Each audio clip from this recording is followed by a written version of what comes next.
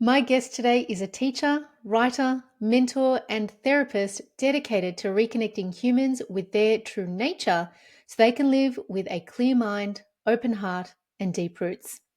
As the co founder of the Embodied Man Institute, he co leads Australia's largest men's gathering and guides men through rites of passage, initiation, education, and brotherhood. He is also the co founder of Biotra, a pioneering health company that blends biophysics, evolutionary biomechanics, and psycho spiritual coherence to help people align with the wisdom of nature. He is currently completing a master's in psychotherapy and counseling, thrives on the edges of the human experience, is a seasonal surfer, an inconsistent jiu-jitsu student, and book enthusiast, which is my favorite type of enthusiast. In this episode, we discuss his insights on the importance of brotherhood, the cultural shifts affecting masculinity, and the role of presence in understanding one's true nature. Enjoy the episode.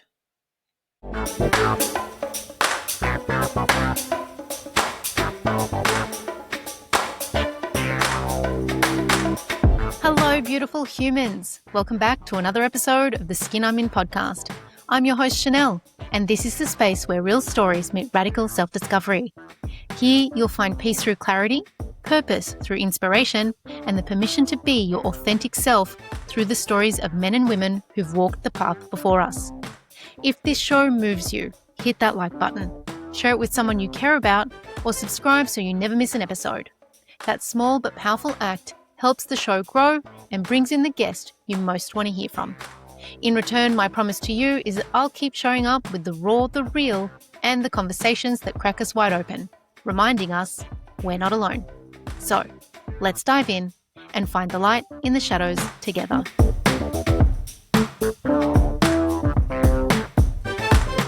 Welcome to the Skin I'm In podcast, Ryan. It's so great to have you on the show. Thank you, Chanel. It's actually a pleasure to be here, and it's been years since I've been on a podcast.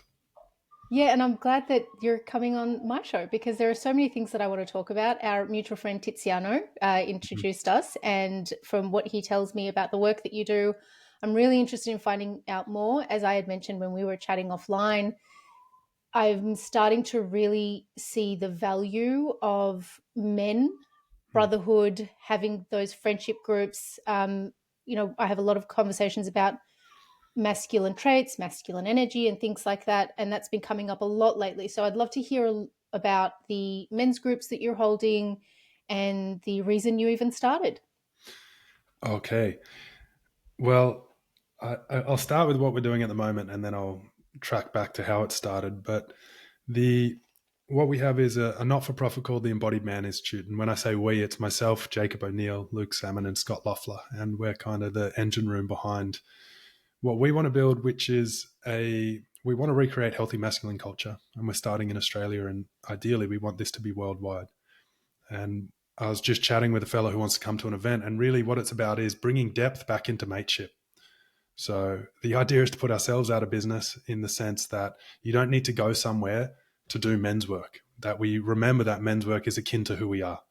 And if we can create the safety and culture between men, we can start to reinstate an environment where we can process things together, and men don't have to bury it down deep. They don't have to hide their emotions. They don't have to hide what's going on. They don't have to stay in the suffering.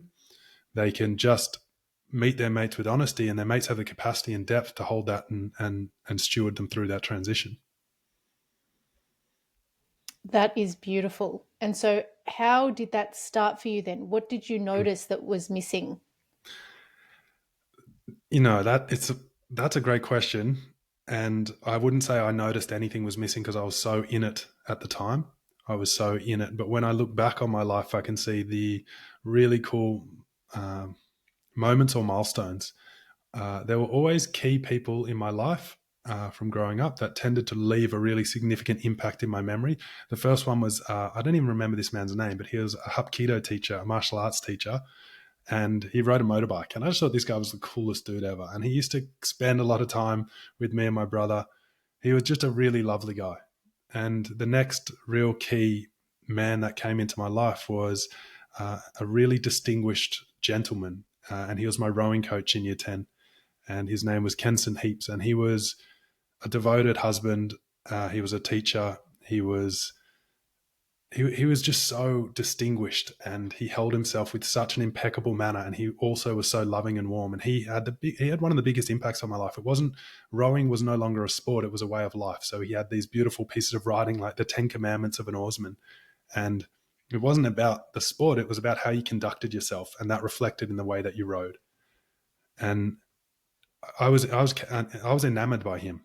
And then, he also had like half his body missing from cancer, and he would still absolutely beat us up. Like if we were being sissies, or if we're not that language, it wasn't connotation, but if we were out of line, he'd be like, "All right, you think you're tough? Come on, young fella, let's." And he'd box us with open hands, and he just would make it so fun to develop ourselves. And then he turned it into us being really high performing athletes.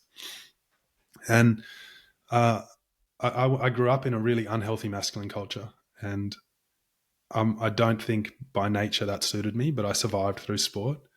And then when that house of cards all came tumbling down, and underneath what looked like high performance was neuroses, was anxiety, was depression, was OCD, uh, the next step that seemed sensible was suicide and the desire to kill myself. And so when it all came crumbling down, it all like really came crumbling down. And from that, I reached out to a yoga teacher by the name of Mark Brednar. And again, he was this really he had range. He has been a yogi since the age of 5, but he was a big wave surfer. He was Ian Thorpe's body mind coach for the second Olympics, and he was this really a yogi, but you can go and have a beer with him at the pub. And I reached out to him, and he took me under his wing, and then I ended up traveling, and he got me back on my feet, and I started traveling with him, teaching alongside him, learning from him. He was also a somatic psychotherapist, and in that, I started sharing my journey. And maybe it was because the image of me prior to that was that of a successful man in the Western world, an athlete, competent, confidence, but it was actually defense and arrogance, like masked as confidence, and it was fear.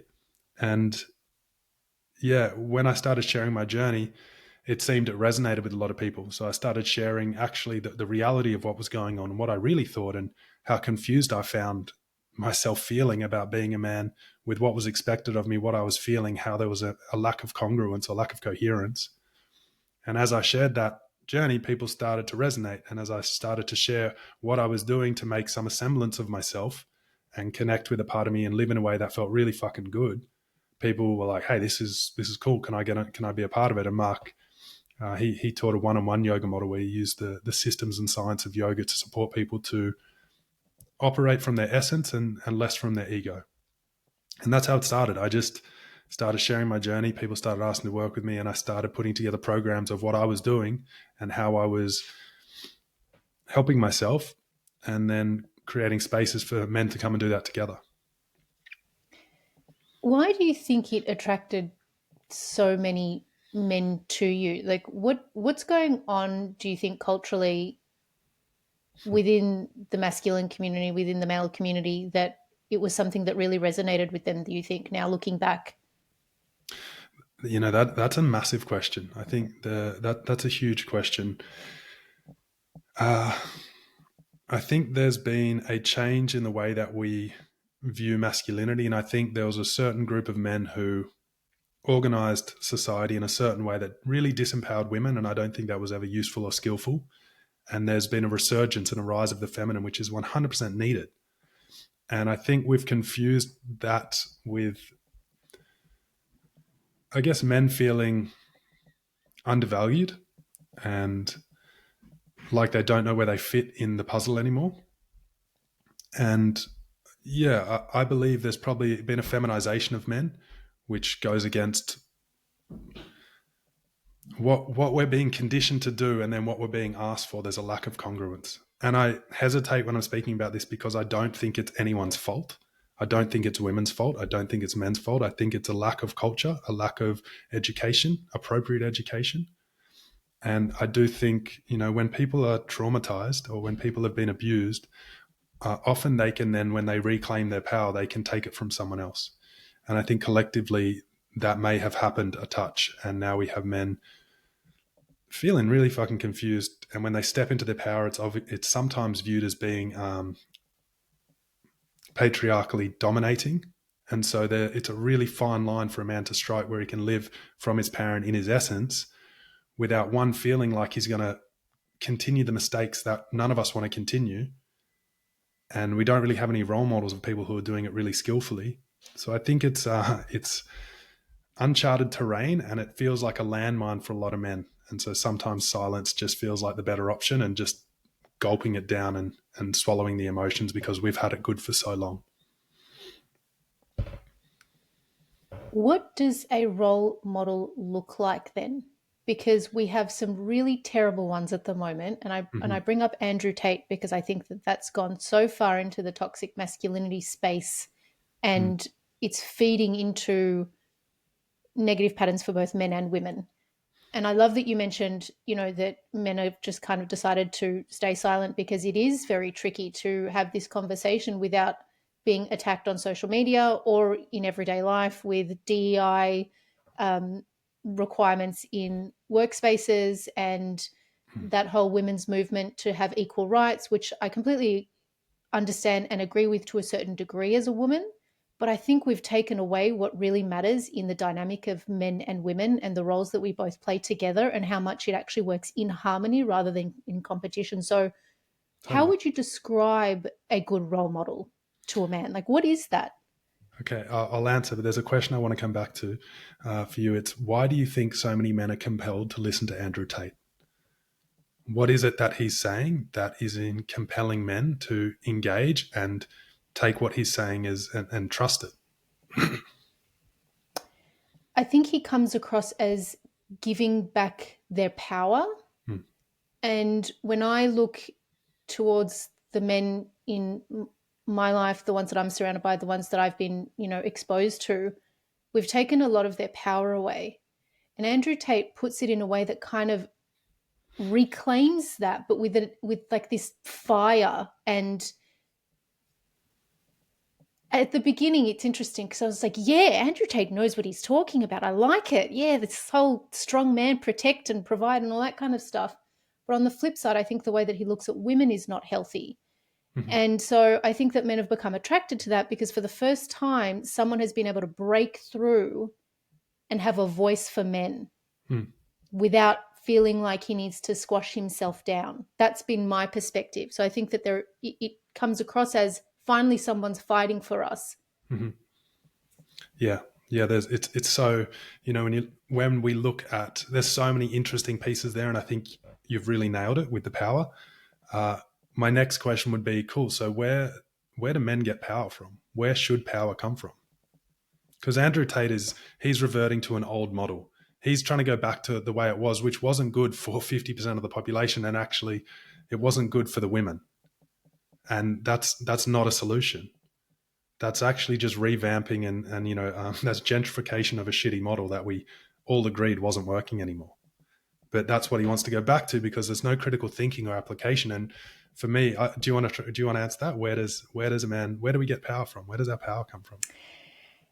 I love that you're asking me these questions because they're not questions that I've ever asked myself. But if I think of men and where their strengths are, and as women where we don't allow them to exercise those strengths, it's to lead, to make decisions, to provide safety in a way that they see fit rather than in a way that we see fit. I see a lot of, and I was in my 20s, someone who was like, you can't tell me what to do, right? I will go where I want to go. I can protect myself. But I see so much value in the things that men pick up that women don't in certain circumstances. So awesome. I'm going to run with that. So what I don't think it's a we see and they see. I think there's an emerging truth in the moment, and when we're listening, because we're present, and the only way we can be present is if we feel safe in our own skin. And if we're listening to that, in one moment I am leading in the relationship and I'll be like, honey, I feel like this is the best decision for us. And if she's quiet enough and she's rested down enough, she'll be like, you know what, I agree. And then another moment that lead can swap. And so I don't think it's necessarily a male or a gender thing. And so to circle this back to, for me, where power comes from, when we're growing up, when we are immature, when we're children, Our sense of governance comes from an external body. It comes from our parents. They are the power source. Maturity is making contact and learning to communicate with the internal authority, which is our true nature. And so the model we have at the moment is women are in charge, men are in charge. It's an external. You tell me what to do, you tell me what to do. That's an immature form of relating. A mature form, and this answers the question of what is, I think it was a balanced man, or it's a man who is in touch with who he is. It's a man who is in direct contact with his essence, his primal pulse, his instincts, and he is operating from that place. And when we make this spiritual, when we talk about that place, that essence is an essence we all share. So when I'm making decisions, they're not for me, they're for the greater good, because I'm listening to a voice that is connected to the all. I'm listening to an instinct that is in service and generative of life, because my true nature is the same nature as nature. And so what I'm doing is I'm growing towards the light, and I'm doing that in respect and response to the forest and canopy in which I live, which is my constellation of family and community. And if we had men operating from that place where their power is not circumstantial, my sense of power has nothing to do with the circumstance. If I need the world to look a certain way for me to feel powerful and safe, that's a form of slavery, emotional and energetic slavery. I need to control the circumstance. Good luck. Versus if I'm connected with my essence and I'm connected and listening to my instinct because I know who I am. And if I really know who I am, I realize that I'm life itself. That's the deepest part of me. And then life itself is animating all the way through to instruct this technology we call Ryan. And life is relating with all the other technologies around me, all the other people, the community. And so a balanced man is someone who's been through the trials and tribulations to have a direct relationship with who they are. And historically, how we did that was rites of passage and initiation. And so for me, where a man's power would come from is through the rites of passage and initiation. And one of the classic ones was the classic stories. I think it's an African, it comes from the African. And I don't want to romanticize the old ways, because that's one thing us white and Western folk do. We romanticize other. I'm really interested in being a Westerner. I'm really interested in being white. I'm okay with that. And I want to understand where it is that I've disconnected from a collective, collaborative mindset, and I've fallen into the colonizer mindset. And this comes back to the story I was about to say. One of the stories was at the age of 12 to 14, the tribe would come in the middle of the night with masks on the men, with masks and weapons, and it would be a horrendous, horrific scene where the boy would be ripped out of the mother's bed. And the mother would be down with this and she would be screaming. So it would be very traumatic. And the boy would be taken out into the wild and the initiation would take place. And initiation is kept secret for a reason, because in the cycle of initiation, there's a segment on the unknown where if you know what it is, you'll prepare. So you need to go into the void. You need to go off the cliff into the unknown. And the boy would be taken out and the initiation would take place. And maybe can you just, get the skills, and then if you can get back to the tribe, you're a part of it. Who knows what it was. And then when he got back to the tribe, the young man, he was given a new name. He would no longer refer to his mother as mum. She would be called her name. He would be called his new name. And the underlying story of that was he was going from sitting in the lap of his mother, or sitting on the bosom of his biological mother, to drinking from the bosom of the great mother, and the great mother was Mother Nature.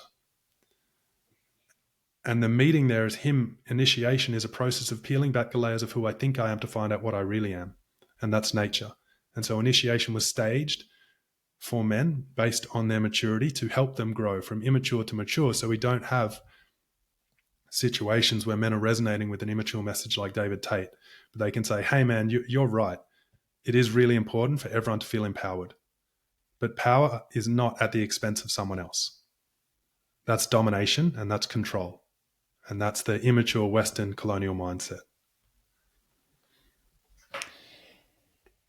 Oh, so many of the things that you said, my brain's like ding, ding, ding. And it reminded me of it was a documentary that I had watched where there was an initiation of a tribe they would take the little boys and put their hand in a mitt of bull ants, and these bull ants would bite the shit out of this child's hands. And that was if he could withstand the pain, he became a man. And I just thought, can you imagine doing that to your kid in the Hmm. suburbs? Like, they'd be like, that's abuse. Hmm.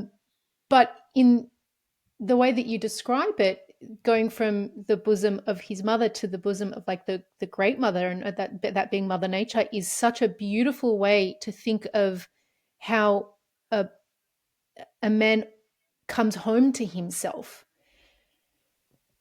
How do we, and I say we because I think that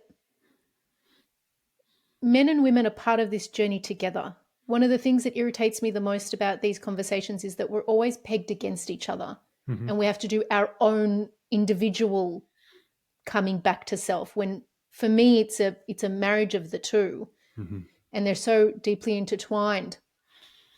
How do we support men who are doing this work, or for as women, and for the men who are listening, how do they get on this journey?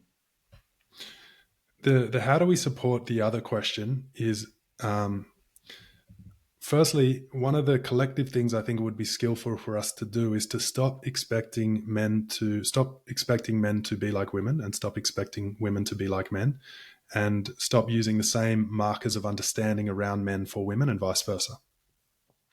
And really, the only way to efficiently do that is for me to know who I am, and for me to feel really good in my own sense of being and self. Because whenever I'm solid in my stance, I've got an open heart, a clear mind, strong stance, I have much fewer issues with the outside world. I have, like, when I feel really good in who I am, when I've done my work and I keep communing with the sense of self that is normally feels solid and knows how to navigate the world, it's really easy to be supportive of those who are learning that too. And that's all of us. So the reality is, how do I support the other? By doing my work. Yes. I'm so glad you said that. And I'm so but big on the self-development stuff. I'm like, we all need to do the work. Yeah. but the one of the pitfalls of the Western world is that we're doing the work to get further away from each other, and it leads to more separation. Versus if the work doesn't lead to more community and collaboration, it might be the wrong work. It's maybe, and I don't like using the word right and wrong, but maybe it's just a really scenic version, a really long detour of the work.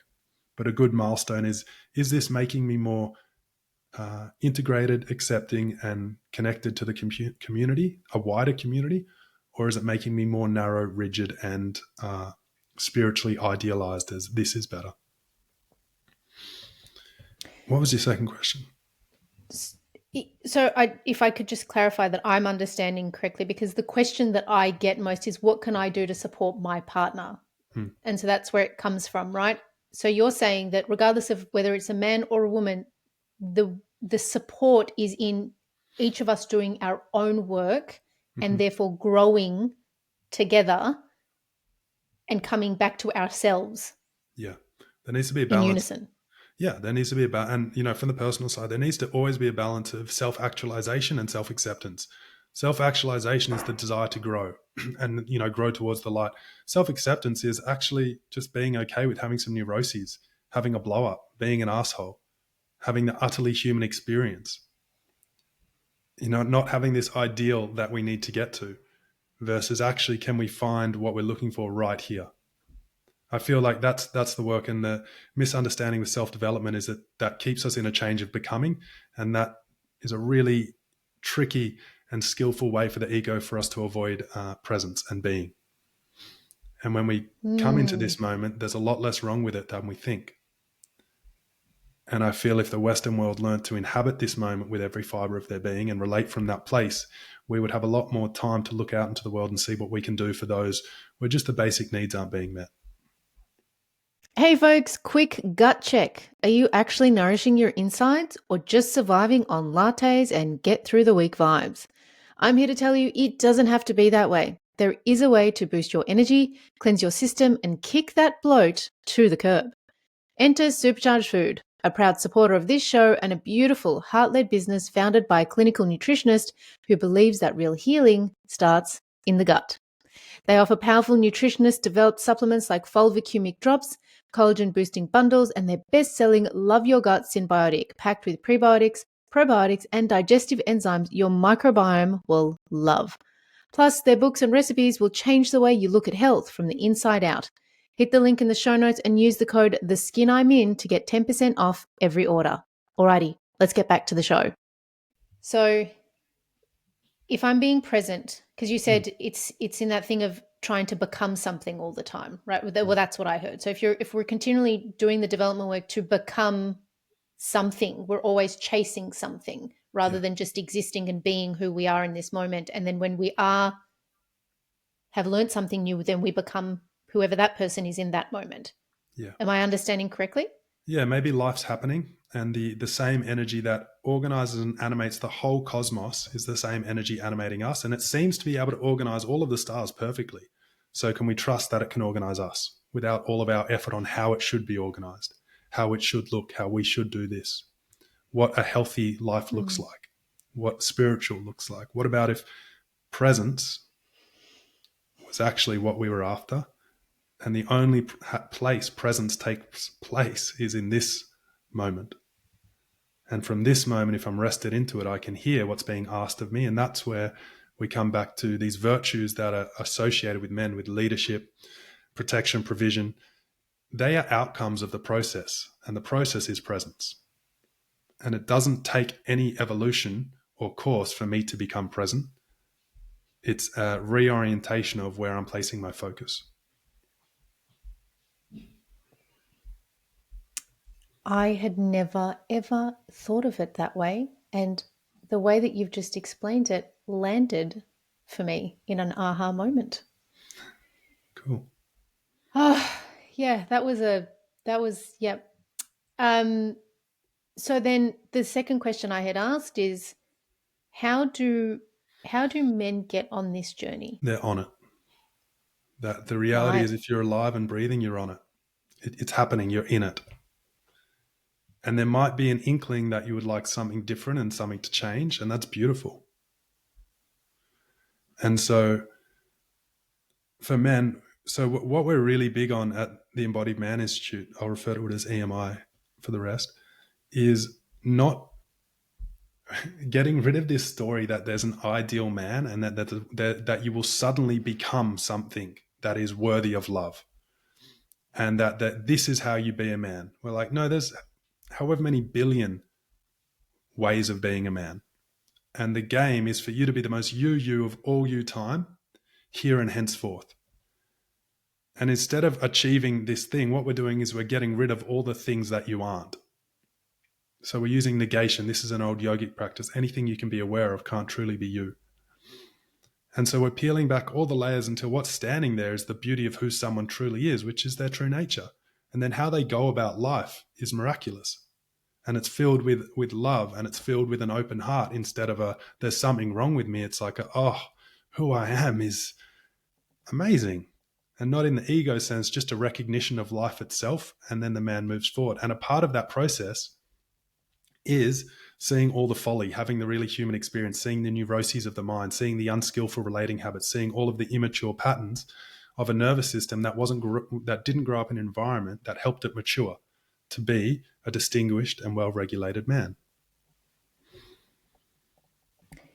How would you then describe what our true nature is? Oh, I mean, I'm really out of my depth here. Rumi doesn't much. Yeah, because I'm like, because if I'm gonna have for the people that are listening, there's a lot of stuff going on for a lot of people, and who they think they are is not necessarily who they actually are. There's so many layers, I feel. Totally. And so then if we're talking about one's true self, well, how does one know that they have found their true self? There's some great analogies of, there's like a finger pointing at the moon, and everyone gets No, I've never heard obsessed of with, this. everyone gets fixated on the finger pointing instead of the Right. moon. But what the finger's Right. pointing to is the moon. And another analogy would be the thing that you're looking for is the thing that's looking. Right. So this is where Zen koans come in. These are questions that have no answers and questions that create space inside the being. I know that doesn't answer the question because we're talking about a place that is non-dualistic, and language by nature is dualistic. So I can't actually answer the question using language. But I would say the closest we can get, what precedes language is sound and feeling and tone. And when I relax every muscle in my body and my mind goes silent and there's a deep sense of connectedness to the world, I would say who I am is present. A really good example my mentor and teacher Don gave me was, when you're watching a sunset, when you're watching a sunset and it's really beautiful, but there's this little voice uh, talking about the dishes and commenting on the sunset and noticing what's got to be done and what's wrong. He's like, yeah, that's when the ego is present. But when you're watching a sunset and it's silent and there's no space between you and the sunset, you're totally with it. I would say that's what it's like to be connected to who I am. And the time-tested methods is meditation and psychedelics and trance and ritual. They're the time-tested methods for people reconnecting to who they are. And I want to circle back because you're completely right in saying, but all of that's not relevant for all these people. And I agree, because there's people who are nowhere near that connection. And in my mind, we have a continuum.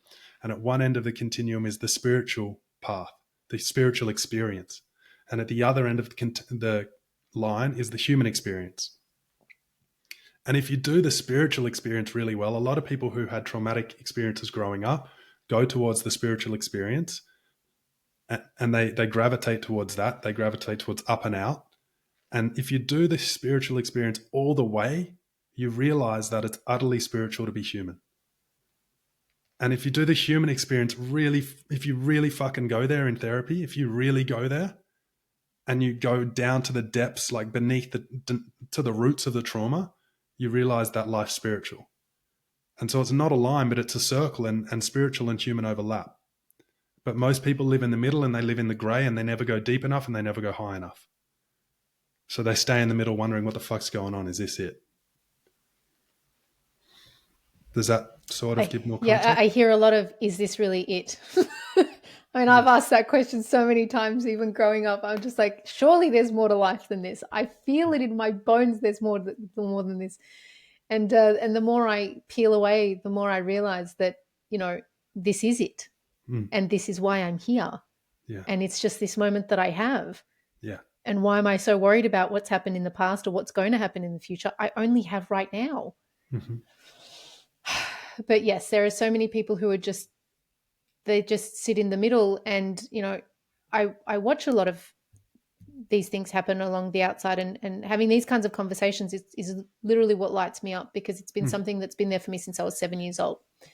And I can't help but wonder, given the state of the world that we live in, where to appreciate a sunset, someone takes their phone out to take a photo of it. How do we move away from that habit, way of thinking that in order to preserve something beautiful, one must capture it so that you can look at it, but really you never look at it in your phone ever again and you miss the moment? How do we move away from that? Well, in the West, we call it doing the work. Yeah. And in cultures that have culture, there's a natural tendency to support people to remember who they are, which is nature. You don't need to capture what you are. So instead of capturing it so I can remember it because I don't know what it is, I feel it in every moment. So, how does someone remember that sunset, the most exquisite picture? And a lot of people, the easiest way to reference this is like, hey, have you tried MDMA? And they're like, yeah. So you remember what that felt like? What if that's actually who we are? What if that's the state of what it feels like to be totally rested into the depths of who I am and completely boundless love? And that boundless love is aware and intelligent, and it's interacting with the world. So when we need a boundary, we have a boundary and not a border. We have a redirection of the environment to support its proliferation and growth. And first, to answer that question directly, the first piece is we need to not have a problem with people taking their phone out. We need to be okay with it.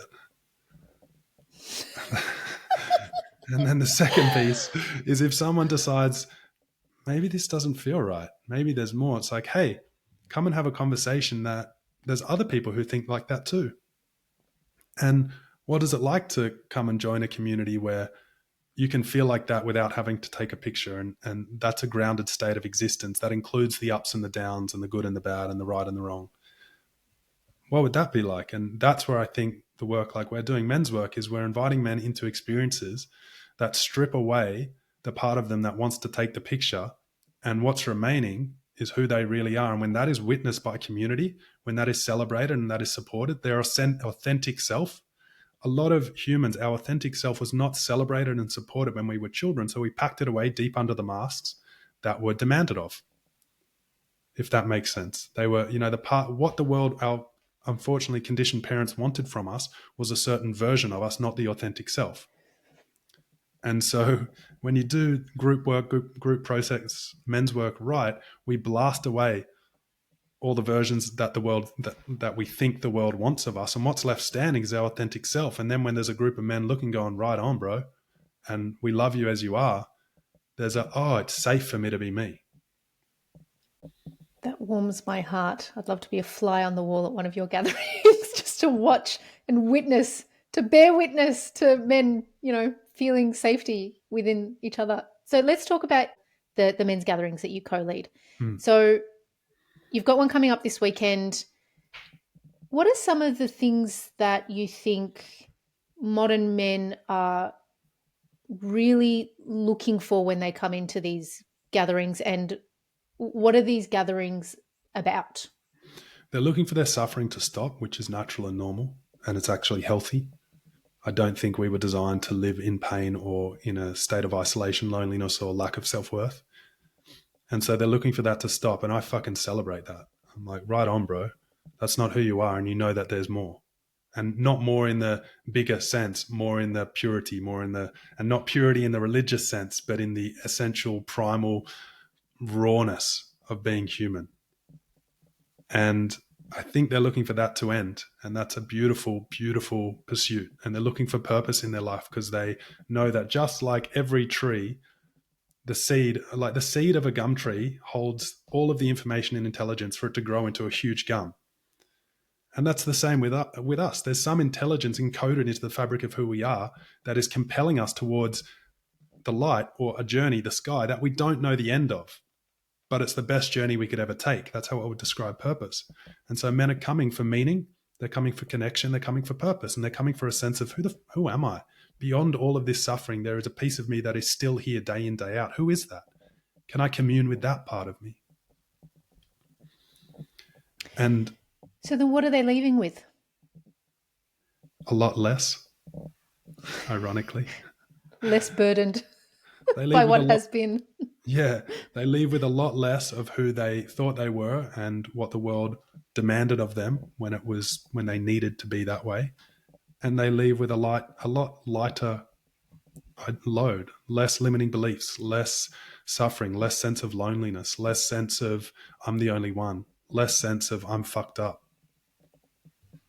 They leave with liberation, and it's a lot easier to climb a mountain with a backpack that's not full of bricks. So the irony is they kind of take all the bricks out of the bag and they're like, is it safe for me to show you that I've got these bricks? And it's like, oh, fuck, every man's got these bricks. Oh, shit. Cool. These bricks are made of wood and they can stoke the fire for the community to stay warm. Great. This gristle was actually for my growth. So then, given that we're not about to take 12-year-olds out of their mothers' homes and throw them in the wild, what does initiation look like for men today?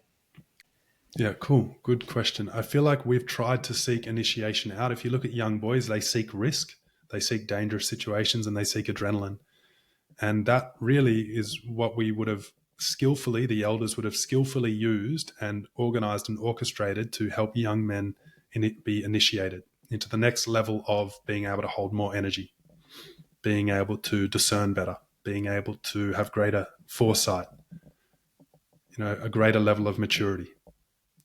So it's in our society, it's still seeping through and trying, like, the weed growing through the crack.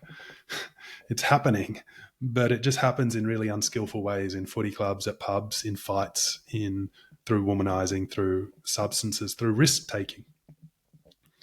How do we bring it back into healthy culture? Well, it needs to be appropriate for the culture. So one of the ways we do it is with our one-day workshop for men called Sacred Rage. And the first thing we say is, this is not a magic bullet. It's another workshop. And it can transform your life, and it can be another step depending on where you are along your path. And in Sacred Rage, I can't exactly share what we do, but we use psychoeducation to help men understand why the way they are might not be who they are, and what they've been through has played a huge part in their concept of self. And as we reveal those models and frameworks, you see men start to go, oh shit, I'm not really me. I'm the outcome of unskillful parenting and immature emotional adults. And all I'm doing is replicating. And I don't want to do that. And then we create a environment which uses embodiment and catharsis to help men remold and discharge all of the energy that is stored in them from when they were young and it wasn't so safe for them to be their full authentic self. And when they're rested into the innocence of who they are, they get brought back into the community and acknowledged for that. And then we create containers where men can keep nurturing that and carrying on. Or they go back into their community and they do it themselves. Or they go to other men's work. But that's one of the ways we can do it. And we're really big on everything being an invitation, not an expectation. So any men that comes into our space, it's, hey bro, you being here is an initiation. There's 3 parts, to the initiatory cycle, and it's happening all the time for men. It's the inbuilt natural maturation process for men, like women have their bleed. A lot of people don't know this, but Leon Cossa is an amazing storyteller we bring to a lot of our events. He helped us become more aware of this, and the women naturally bleed. They come of age and they bleed onto the earth. And for men, the wounding, when they wound a man, it was that his blood was offered to the earth so that he could be brought to the same level as women. So the initiation was to bring men up to be on equal footing. And the wound, when it was done well, became a womb. And through that new womb, the new man was born. But if the wound was not done well, then you have a lot of men running around with wounds, bleeding all over people that didn't hurt them. Yeah. For some reason, I'm like, I need to sit with that for a minute. There's a really profound way of explaining that. Thank you for that. It was so beautiful. My heart space. In your work, brotherhood is a core pillar. What makes brotherhood different from just hanging out with the guys? Like what, because to me, I think brotherhood depth, but what does that actually look like? Yeah, the key word is depth, what you just said. And what that looks like is men being able to share what's really going on in their lives and what's really going on in their internal world, and that being okay, safe for them to share. And brotherhood is, we tend to that with you. We don't shut it down. We don't ridicule it. We don't laugh at it. We actually tend to what's real for you, and we meet you in the realness.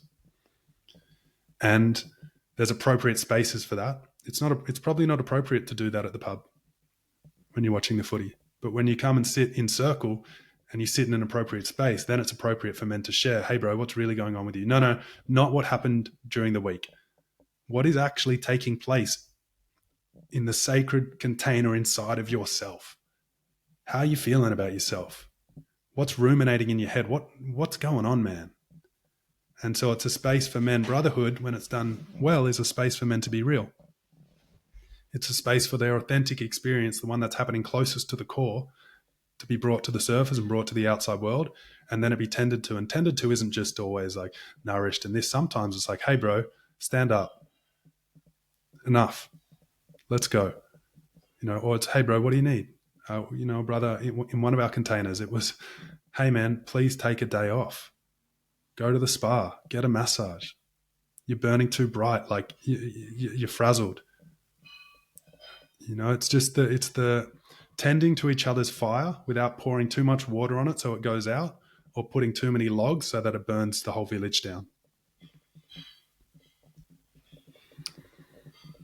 What I'm receiving through what you're saying is that it is important, perhaps even essential, that this container comes from another man and not necessarily a woman, their partner. Yeah, I think there's an intelligence that comes online when men gather together, and there's an understanding because we're having a similar experience, so we can communicate in a language that really makes sense. And I've had friends who are women say the same thing to me at the end of the day when I've looked back, but when it's come from a man, they've said it in a way with an example that I deeply understand, and there seems to be a resonance, a kinship. And so I'm not saying, I think everyone can help each other. And yet I think there is a real beauty and a strength that happens when men gather. And I would anticipate that it happens when women gather for women. There's a deep understanding. And the same for men. You talk about aligning with the wisdom of nature. You've said a few times that we are nature. Yeah. What does that look like in the body, in the breath, or in situations where, there's conflict? How do we align with nature in our everyday? Well, the reason I say that is all of my work is based off nature, because nature is non-dogmatic, non-denominational, and if you go against nature, it never tends to work out. And I think one of the, we've come out of the religious revolution, and now we didn't really get anything to grasp onto to connect with something greater than ourselves. And the questions I've asked myself is, what is the, this is a fun little game we can play. What is the opposite to life? My instinct, or the first thing that came was death, and I'm like, but no, it isn't. Great. But I don't know what it is. Do you know what I mean? Yeah. So what is it? Tell me. Well, that's the first answer that comes up for people is death. It's like, no, the opposite to death is birth.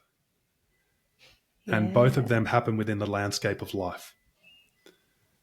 And right. So what is not included in life? And another word for life, I would say, is nature. What is not included in nature? Can you find a limit to nature? Can you find a limit to life? No. No, and it's only my... There is not. Yeah. And so if much possibility and capacity. Totally. And so if everything is included in nature, in life, well, that includes me.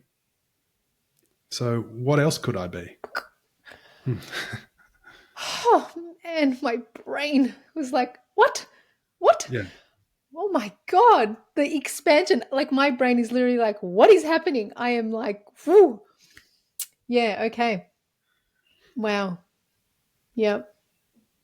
I lean heavily into, there's a few paths for finding truth. The yogis map this really well. One is the physical austerity, through devotion to God through the body, so repetition. That can be done in a dark or light way, or like a devotion, or the Nagababas in India, they say, I'm going to hold my hand up for 7 years, and then their hand withers down and they just have a black stump because the arm dies, and that's how they see the body as a hindrance to God. So that's how they connect with the Supreme. And then you can do it in a devotional way of like, I'm going to practice and I'm going to tend to my body and I'm going to optimize it. And I think that's really what the biohacking and health community is trying to do. They're trying to connect with the greatest version of themselves, which would be their true nature. They're just doing it in a quite Western way of figuring it out, not feeling it through. And then another way is devotion. And this is the monk, the devotion. Everything is an offering to God. The bhakti, just everything is devotion. I pray. Every word I say is a prayer. Every breath I take is a prayer. And the third way is through what's called Raja Yoga, the intellect. And that's using the intellect in service of the heart. in service of the truth. And that tends to be my path. That's where I lean the most. Yet, what I think is being asked of the modern man is to blend all three. And that's what Gurdjieff called the fourth way, which is where you're a fully embodied man and your heart is online and you're devoted to this moment.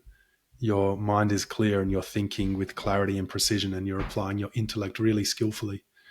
And also, we talk about it being your cock and balls, your power centers here. You're strong in your stance and you've got deep roots and you know what feels true for you and you'll take a stand for that. Do you want to age backwards, get better sleep, improve your memory, boost your immune function, and improve your circulation? Then the healing properties of red light therapy is your answer. When I noticed my skin, energy, and mood lacking luster, I spent countless hours researching the best solutions that would help me get my health back on track, and that's when I found EMR Tech. This science backed, non invasive treatment uses red and near infrared light to activate your body's natural healing processes, supporting your body in boosting circulation, reducing inflammation, and assisting in the production of collagen. The results?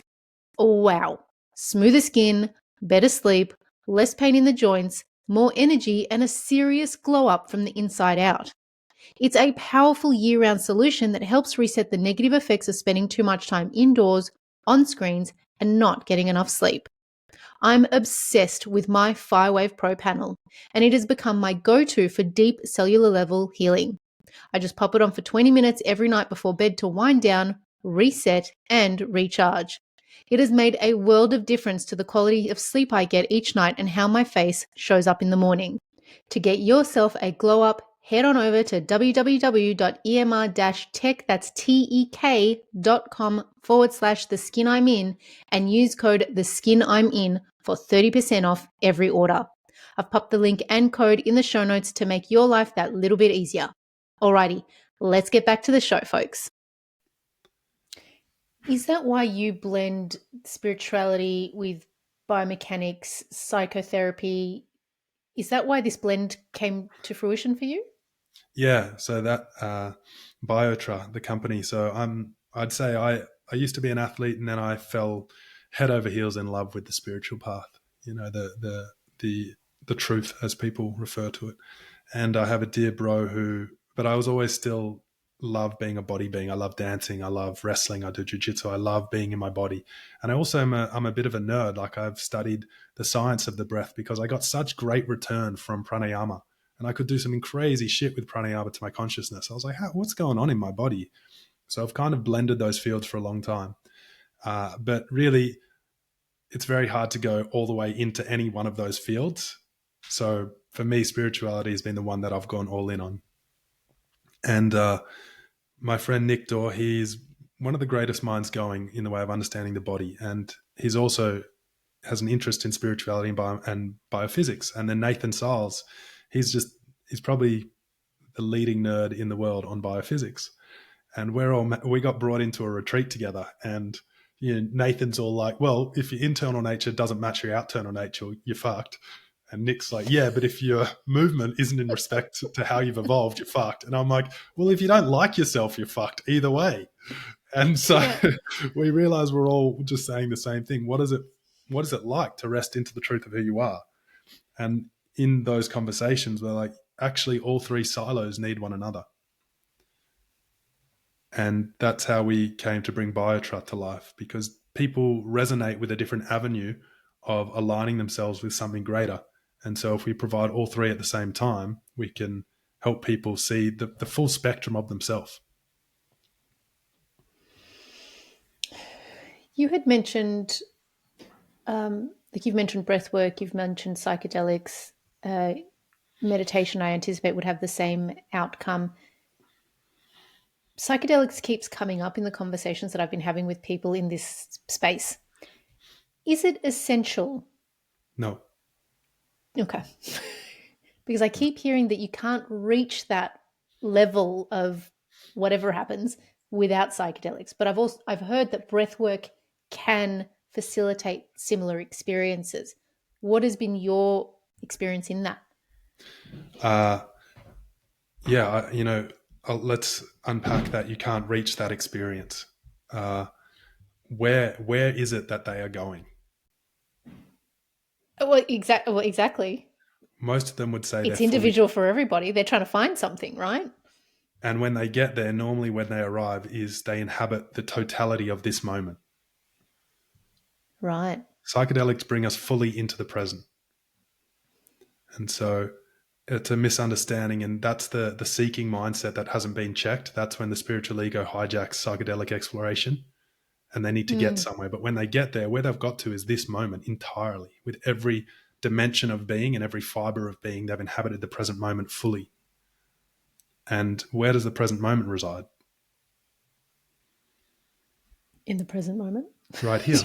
So is it? Right. I'm like, that sounds stupid, but yeah. Yeah. But most Yeah. people overlook it and they think they need a psychedelic to get right here. So Right. what does it look like if I let go of all the contraction and clenching and I open to this moment? It becomes quite psychedelic. And I can suddenly access, maybe not to the nth degree, because a lot of the gateways of the brain open on psychedelics, so the information processing goes through the roof. But to the amount that I need for this to be a spiritual moment, we can access that right now. It's happening right now. We're actually closing ourselves from it. But it's here. We don't go anywhere. We fully inhabit the moment. And if I make that a priority in my normal waking state, life becomes incredibly spiritual. And we can have that even though we have full-time jobs and responsibilities and all the things. Of course. Totally. The way Don talked, Don and Annalise, my two teachers, they talked about, is the heart open or closed? If you have an open heart in every interaction, it's a wonderful experience of life. Because all we've done there is we've created problems for me enjoying this moment. This is why I can't enjoy the moment. So the moment's here, whether you like it or not. So then it's a perspective shift, is what I'm hearing. Yeah, I like to. One of the ways it's helped me, it's an internal gesture of I stop clenching, I stop holding on, I take a deep Mm. breath and I relax. And here I am. And life's happening and I still do the dishes. Yeah, I was going to say, I'm like, can you imagine if we all just lived in this place? Yeah, a If we all problem looked free at it in paradigm. that way, we would. All I see is people floating. So, like, Yeah. we would live in a whole new space, even though it's probably here. I feel like it's probably here. We would just be able to see it, you know? Yeah, we definitely Um, wouldn't let the rest of the world suffer the way it does. We're so yeah, fixated on there being a problem that we use it to distract ourselves from feeling the depth of suffering that's taking place in the world, in my yeah, opinion. In my yeah. actually not in my opinion, in my direct experience, like to call my own bullshit out, getting fixated on the problem so I can keep ignoring the suffering that's taking place. Whereas I have the privilege to fully inhabit this moment. I have the privilege to live in peace. And so, what is it like for me to really rest into that? And a big part of my work is the real prayer behind the work is changing culture, which is a political movement. It's so that everyone is comfortable in their own skin, so that they look after their neighbor. That as a men's collective, all the young men with single mothers and no father figure, they have a place to come and meet well integrated men, so that they don't end up in prison, they don't end up on drugs. They actually know what it's like to have a community of men who say, "Hey, bro, no matter what circumstance you have at home, who you are is fucking awesome, and we're here for you. We listen to you, we see you, we cherish you."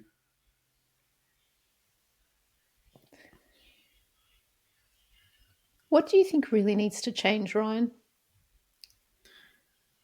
Our perspective, yeah. Yeah, Our perspective. What needs to change is our idea of who we are. And it needs to stop being an idea. It needs to be a direct connection with the truth of who we are. And from that, we live in accordance and alignment with that resonance. And suddenly, we have people operating with a high level of discernment, an open heart, and a community minded stance. is there a belief that you previously held about healing that you've let go of? Yeah. Yeah, big time. I used to get tattoos whenever I had a moment of evolution as markings. And then I realized that was going to keep me in this everlasting loop of becoming whole, becoming healed. So there's the human experience, and the human experience has its conniptions. It has its little neuroses. It has its outcomes. And, the biophysicists say, well, that's all because of the environment we're living in. And maybe. Don had Parkinson's for 17 years. And I've never seen Don, he still got up every morning and practiced yoga. And I've never met a man with more composure amidst an ongoing disease. And it was such a great teaching for me in that it's the basically the belief that there was something wrong, which is what made it wrong. And that's a really privileged statement. I just want to preface that, because if we look out into the world right now, I'm not okay. I'm not going to apply that statement to what's happening in Gaza, in Palestine. I'm not going to apply that level of, it's stupid. It's not appropriate and it's not relevant. So we can't take a universal, like, the only problem is thinking there's a problem. It's like, there's some truth. It's the David Tate issue. He's speaking to a truth, but he's applying it in the worst fucking fashion. There's no context. There's no care. And so I think we need to, but my belief wholeheartedly is when people really connect with the truth of who they are, they will not have the capacity to ignore what's taking place in the world that violates what it means to be a human, what it means to be nature. For someone who is maybe hovering on the edge, hanging on to their safety net, what would you say is a truth that they need to hear to help them make the decision to do something like one of your workshops? First thing is like, hey, how you are is totally beautiful. And the safety net you've created is actually for your greatest good growing up. So thanks. Thanks for looking after yourself. Thanks for doing what you needed to do for you to feel okay in the world. And thanks for getting this far. And if there's a part of you that feels like there's more to give and more to live, we'd love to explore that with you. And that really needs to be from your autonomy for it to be in your greatest good. Because no one actually knows what is more important for you than you. And no one knows your life better than you do. So as compelling as someone's marketing is that your life is fucked, well, you're living it beautifully. Yeah, there's a lot of those reels on Instagram. Yeah. And we've Yeah, dabbled how with to that. fix this. We've dabbled with that. We've played with that. We've explored that. And at the end of the day, we're committed to creating content that we feel good about. And we've made the mistake of not doing that. And that's a big piece for men, something that comes up. It's, hey, mistakes are how we learn. Mistakes are the learning process, are a part of the maturation process. So we have a saying, we're like, hey, we're going to fail forward. Not to get anywhere, just to not, kneecap ourselves from actually the community and culture we can create. We're going to own our mistakes and do that facing forward and going, yeah, that was a fuck up. Apologize where needed. Learn the lesson, move forward. Why is this work so important to you? Oh. I'd say as it's I don't want to do the cliche thing, but it just keeps circling back. I don't know. I really don't know. I don't know why it's so important to me. I don't know why I'm so passionate about making models that help people understand who they really are in a way that works for the Western mind, in a way that they can apply to their life so that their life has deeper meaning without it being pursuit-driven meaning or achievement-driven meaning. I'm not sure, but it naturally comes through, and I feel really fucking good when I allow that channel to flow. I would say there's definitely some repatterning that's taking place from what I experienced growing up as a boy, and the paternal figures and experience I had, and me working on my lineage, working on my ancestral line, and doing the work to rejig that chain and not have as many kinks in it. And I just fucking love it. Like, it brings me alive. Don said something that helped me massively. He said, not knowing is a really spiritual place. It's a deeply spiritual place. And he said, but confusion is not knowing with ego. So I've got a lot more comfortable just trusting the process and trusting the path unfolding. Yes, I love this Don guy. Yeah, He's he's got got an wisdom nuggets, yeah. throwing them everywhere. He's one of them. Yeah. He's the first true male elder I ever sat with. He has an amazing book, The Uncharted Journey, by Don Rosenthal, and yeah, he thank you, Annalise Rose. She's an amazing teacher I still sit with and learn from, and she connected me with Don, and Don was the most transformational being that's ever walked into my world. Well, I was going to say, I was about to ask you, I know that you like to read, and what's the last book that cracked you wide open? Oh, I've really enjoyed recently Intimate Communion by David Data. Is this a book that men and women can read, or is this Yeah, specifically okay? yeah, Okay, it's a book for men and women. because I want to include them in the notes. Yeah, yeah, Intimate Communion by David Data. Last night I was reading I Am That by Nisargadatta. That's a kind of staple that I have close by. I tend to lean into what I collect books. I'm like a massive library nerd, but of certain authors. And yeah, Nisargadatta is an amazing book on connecting with the part of us that is beyond circumstance. And David Data's provides some great commentary on how we live that in our day to day.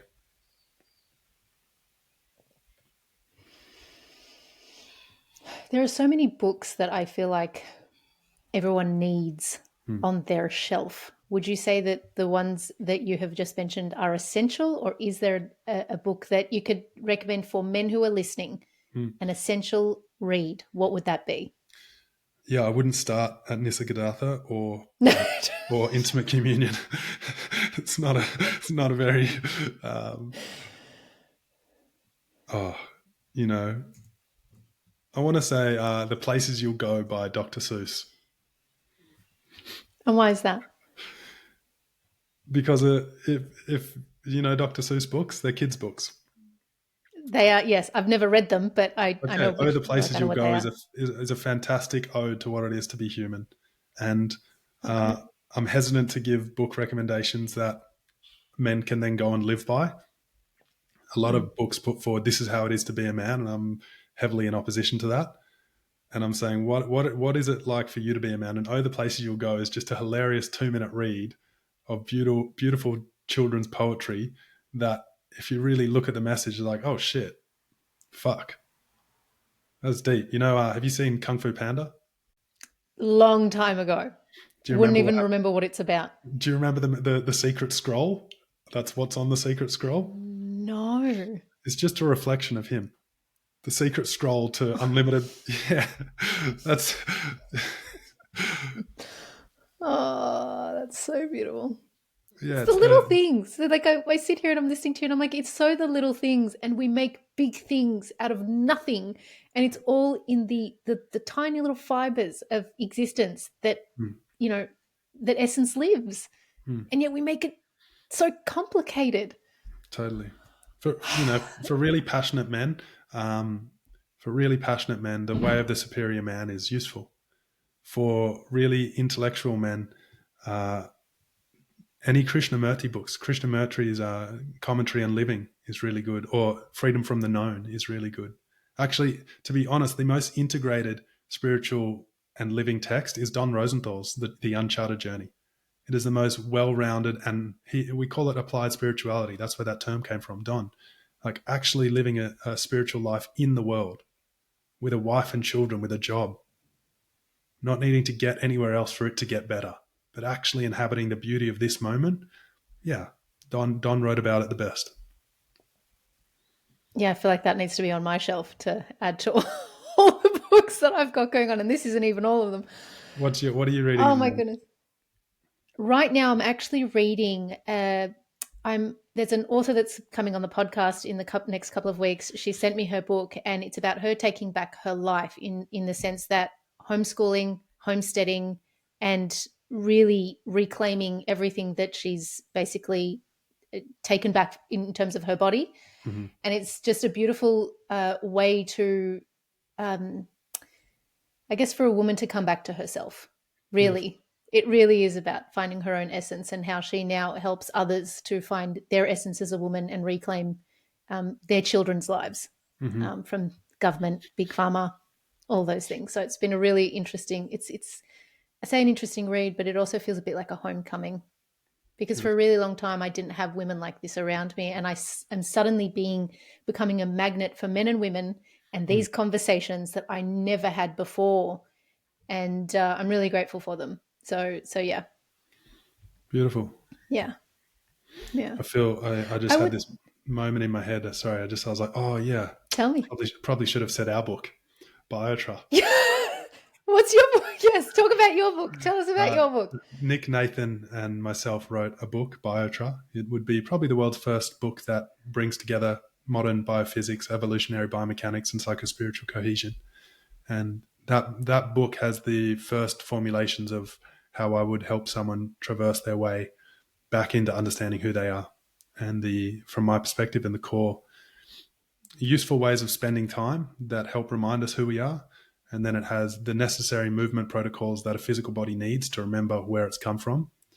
And it has modern lifestyle applicable biophysical wisdom to help people's internal chemistry align with its external environment. Which sounds like essential work to me. Yeah, they're all pretty important Like, this is pillars. essential work. Yeah, yeah. I would love to know, Ryan, with everything that you've done, with, when you think of your whole journey, who you are as a man today and in this moment, what do you love Hmm. most about who you are? Oh, that's a good question. Um, I love my capacity to fully trust the moment and let go. So I love my capacity to essentially die to the moment. I really love my capacity for me to trust life and for me to let it run through me and let the force of life fill every fiber of my being and organize me, or what we know as me. That's what I would say I love the most. I really appreciate that about myself. And when I say myself, I appreciate it about the part of me that's watching all of this happen and is present and is the one happening. But that's what I've come to love the most, is my ability to really trust life. Mm. Ryan, this conversation has been so deeply, I don't even have the word. I want to say insightful, but it's not insightful. It's going to sit with me for days. I would love for you to please share with my audience where they can find you and how they can work with you. Awesome. So personally, it's www.ryanbarraclough.co. And there I work as a therapist and mentor and teacher. Uh, and people can book one-on-one sessions with me. For men, it's through the Embodied Man Institute. Best to find us on Instagram. And that's our most active platform. And through there, you can find all of our events and what we have and our offerings. And there's a lot of education and free community events throughout the year, online 12-month program for men. We bring together brotherhood, we bring together education, and we support initiation so that men can know who they are. They can have a really thriving relationship, and they can be a part of a community that supports them. And finally is Biotra. So Biotra is www.biotra.com.au. And that's where you can purchase our book. And we also run a retreat in November over in the Solomon Islands, where small group of people come and they get the education as well as living a biotra lifestyle in a basically untouched part of the earth where the biophysical landscape is perfect. And I think that's all of Sounds them. magical. Yeah. Any chance you guys are going to do women's retreats in the future? Well, there's amazing with the biotra, I should say, is mixed. That's for men and women. And then Okay. EMI at some point, maybe, we'll bring together, but there's a lot of amazing women doing just solid women's work. And so I'm sure in the future there'll be collaborations, but Yeah, it's I not my love number that. one I want to hear priority. My about them. priority is get the young men in and get them supported. 100%. For all of you listening, if you are interested in connecting with Ryan, I will include in the episode description and across socials links on ways you can do that. So if you haven't already, please head on over to Spotify, YouTube, Instagram, our podcast, and follow the show. It was such a pleasure to chat to you today, Ryan. Thank you so much for being on the Skin I'm In podcast. It's been an absolute joy. Thank you, Chanel. Appreciate you and your work you're doing. This conversation expanded my mind and stirred something in my soul. Ryan's depth and curiosity revealed unknowns within me, an awakening of sorts, not just of thought, but of presence. He asked questions I didn't know I needed to ask, and it left me wondering, why didn't I know when I'm someone who is always asking myself the deeper questions in life? Why haven't we been taught to seek the root of things, the real things, the essence of our true self? Why don't we know what true power is? And why do we feel like we need to force, dominate, or compete as men and women instead of just being grounded in sacred presence and acknowledging our own divinity and essence as human beings? We are being raised generation after generation without the language of essence. We are disconnected from the earth that made us, disconnected from the knowing that we are nature and not separate from it. And because of that, we chase answers to questions that don't matter while avoiding the ones that do. I came into this conversation with many questions I wanted answers, and well, I left with more questions. But they were better questions, deeper questions, the kind that linger in the bones. It felt like a veil was lifted, and I was handed a divine invitation to peer into the real work and to release work that was not mine to do. And for the first time, it made real sense to me why growth has always been my number one value. I've known for so long that doing my own healing work is non negotiable, but there's been this ache, a kind of grief that my devotion didn't seem to inspire the same in others, that somehow my growth wasn't enough to move them. I carried that as failure, like maybe I wasn't embodying it right, or maybe I needed to shrink just to stay connected or to appear more authentic in my way of being. But one defining moment in this conversation shattered that illusion. For so long, I've carried the weight of not knowing how to support the men in my life. I have felt unheard and unseen. But when Ryan spoke of how men must hear certain truths from other men, it released me. It freed me from a burden that was never mine to carry. If I or any man or woman listening to this episode wants to support their partner on their journey to discovering their true essence, you can't push that. You can't control it. And it's not your role to inspire it the way I honestly thought it was me who wasn't inspiring enough. It actually has nothing to do with me not being inspiring enough. People have to want that for themselves. To have that aha moment was a deep exhale in truth, a level of acceptance that landed with clarity and peace, because this is bigger than gender, identity, or role. It's the universal law of resonance. You cannot offer what you have not first embodied. The most sacred offering we can give to those we love is our own healing, our own wholeness. And to find one's true self is not a task, it is a return, a remembrance, a rooting back into the ancient wisdom that lives within all of us, and through that, a reconnection to the greater good of every single being on this earth. This conversation reminded me of that, and because of it, I am changed. With gratitude and grace, have a wonderful day.